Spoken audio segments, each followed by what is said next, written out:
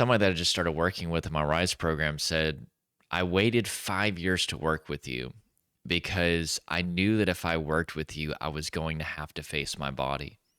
And I wanted to believe that there was a way to not have to deal with that, face all the tension in my body, the emotions in my body, the adrenaline in my body, face the fact that I'm not even in my body.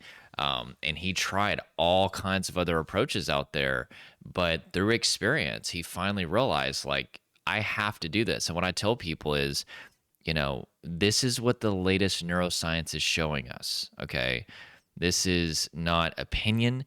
This is what has to happen to truly rewire the nervous system in the long term. Now, here's the problem is there are things that you can do that will temporarily downregulate your nervous system. Okay, let's say acceptance or reassurance being two of those things.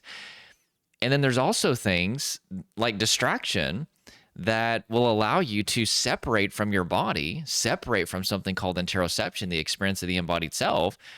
And that will also possibly, for some people, not all, depends on how much buildup there is, downregulate their nervous system in the form of you're not even in your body anymore, so your nervous system is not going to be so overwhelmed. But that's not going to last for very long. You can only distract for so long before you're going to have to face your body, but it can temporarily work for people and they think that they're recovered. And so then they hear me saying, oh, you got to self-regulate. They're like, oh no, Jordan, I didn't have to do that at all, right?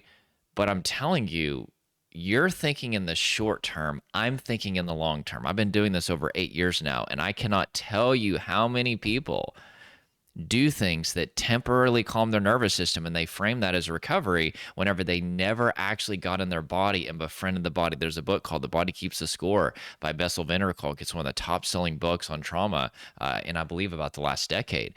And you can read that book, and it will show you.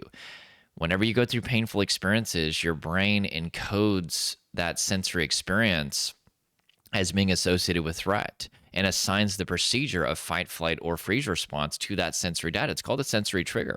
And what ends up happening is you experience similar sensory data in the future, and your body starts going into these responses of fight, flight, freeze. And over time, the way that a neural pathway works is every time that it fires, it gets stronger and more efficient, in this case, at putting your body into fight, flight, freeze. And so, yeah, you might be able to use acceptance or distraction or reassurance right now, but as these neural pathways are firing over a long period of time, eventually your body's going to be in such a state of survival that you will not be able to downregulate it with just reassurance. You won't be able to separate from it with distraction. You're going to have to face your body eventually. You might as well do it now.